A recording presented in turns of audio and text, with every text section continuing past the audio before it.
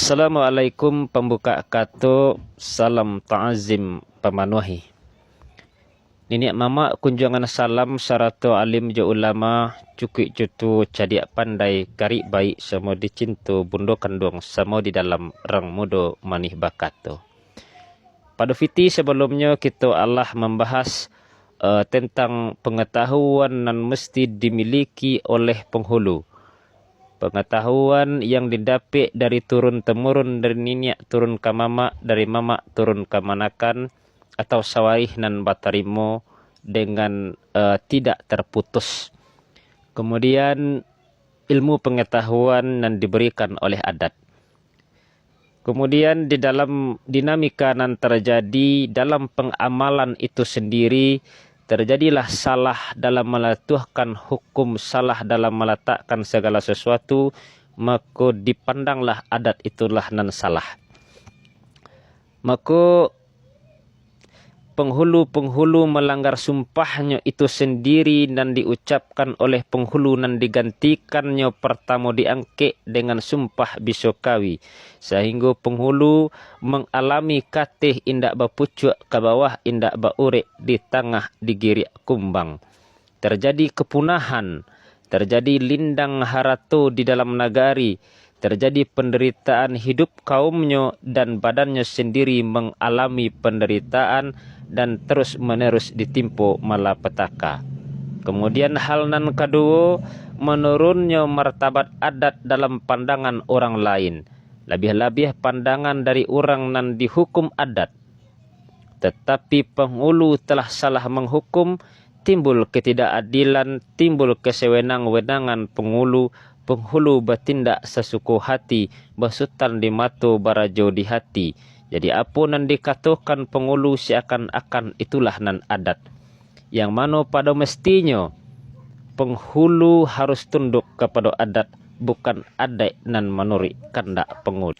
Ketika hal itu nan terjadi, timbullah berbagai penafsiran tentang adat. Akhirnya kacaulah adat Minangkabau. Keadaan itu menyebabkan lecehnya kepercayaan kepada adat. Padahal adat itu cukup adil, cukup baik, tetapi orang nan menggunakannya nan salah. Dengan demikian sangat penting adanya pengetahuan adat, baik mengenai orang, mengenai harta, di dalam kaum, di dalam suku, dan di dalam nagari.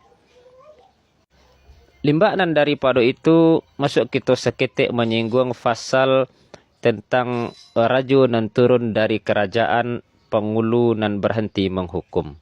Itu indaklah boleh dikeluarkan begitu saja, tetapi ada tata barihnya menurut adat. Kalau baabu baganti ada hulu, kalau kumuh basasah daulu nan sakali dua kali kan nan dua kali tiga kan cukui bilangan tiga kali. Kok sasek surui kan kok berubah perpeloan dah saudaut peloan sampai sakali dua kali hingga cukui ketiga kali. Kalau karuah tak namuh dijaniahkan, baabu tak namuh diganti kumuh, tak namuh disasah kusui, tak namuh diselesaikan, indak namuh menurut alu aja patut sepanjang adat tentang kesalahannya. Atau manden bakato surang batarata bakato asyang, mengatakan tulang tak babana baru bataruh tak balawan, barulah boleh dilakukan hukuman salah raja turun dari kerajaan, salah penghulu berhenti menghukum. Menurunkan raja dari kerajaan atau menghentikan penghulu daripada menghukum. Adapun nan berhak menghentikan penghulu dari menghukum atau mencabut haknya itu adalah berdasarkan permintaan dari anak kebanakan dari kaum itu sendiri. Karena kaum itu sendirilah nan menggadangkan penghulu tersebut. Kalau seandainya tidak ada permintaan dari anak kebanakan atau kaum penghulu itu sendiri, maka tidak bolehlah penghulu-penghulu di nagari mencabut hak penghulu itu di dalam menghukum. Tetapi harus berdasarkan permintaan anak kebanakan, karena penghulu gadangnya di kaumnya. Karena kemanakannya lah nan menggadangkan maanjung tinggi maamba gadang. Tapi itulah seketik kita bahas tentang pasal tentang rajo nan turun dari kerajaan, penghulu nan berhenti menghukum.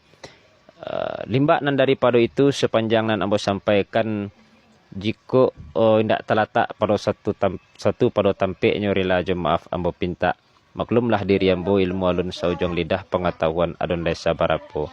Kok balaya ke tapi ke tengah takut juga lombang ke pulau gari jobuayo. Kepada Allah ambo minta tobat, kepada manusia ambo minta maaf. Assalamualaikum warahmatullahi wabarakatuh.